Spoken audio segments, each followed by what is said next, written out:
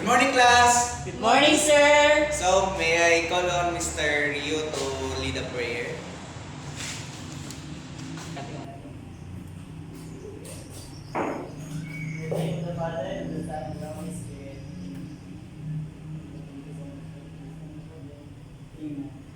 So now, let us proceed sa atong classroom standard. Smart. Sit properly. Make yourself comfortable. Active participate. Raise your hand. Turn off your cell phones. Now, here's our topic. Characteristics of a mentally healthy adolescent. But before that, before we discuss this topic, ako ipakita sa inyo nga video is the video Kumusta Ka Na?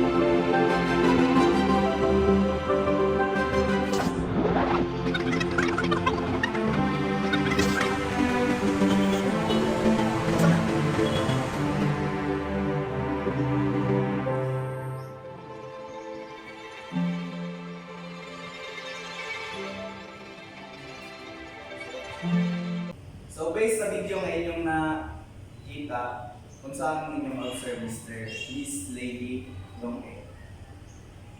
So Mr. Glenn, kung saan inyong observe? Observe, sir, kay mula siya ka nang ibalik ko lang tayo na imbis na tapo ang may tapo ang mamatay siya is ka nang mula na di wala siya may tapo kumusta kayo. Di kumusta siya sa kata. So, motoy ko one of the characteristic ko siya sa mentally healthy adolescent. So, what is mentally healthy adolescent? First one, bago pala tayo magsimula is our objectives. At the end of the lesson, the students are expected to enumerate the characteristics of mentally healthy adolescent, then demonstrate the characteristics of mentally healthy adolescent, and express understanding and empathy towards peers experiencing challenges related to mental health. So, mentally healthy adolescent. Can you please read, Ms. Long-E? Mentally healthy adolescent. Okay, thank you.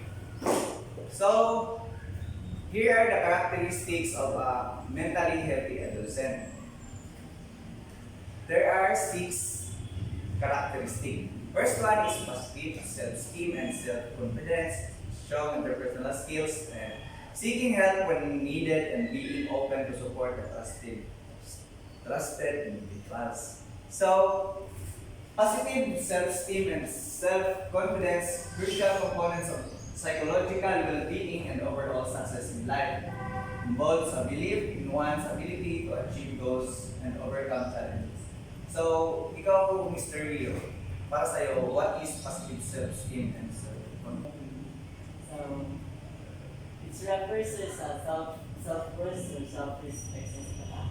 Thank you. So, self-worth, sabi ni Mr.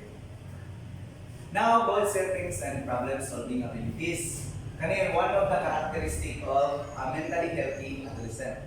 Skills that play significant role in personal and professional success, setting specific, measurable, achievable, relevant, and time-bound or SMART goals.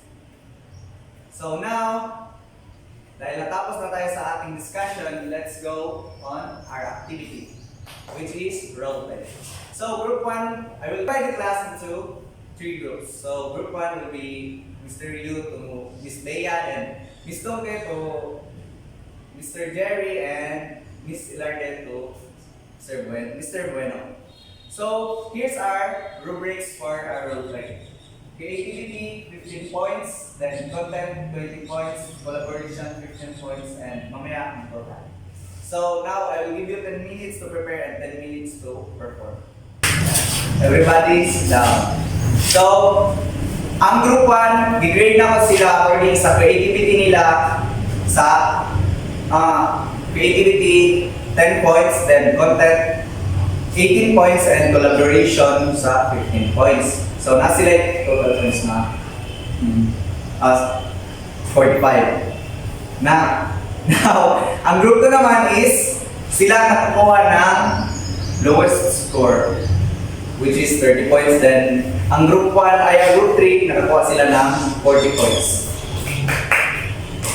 Now, before tayo mag-end, here's your assignment. Same groupings, make a poster about mentally healthy adolescent, make it in a 1/4 illustration board, and pass it on Friday morning. That's all for today, class. Goodbye. Thank you, sir. Bye.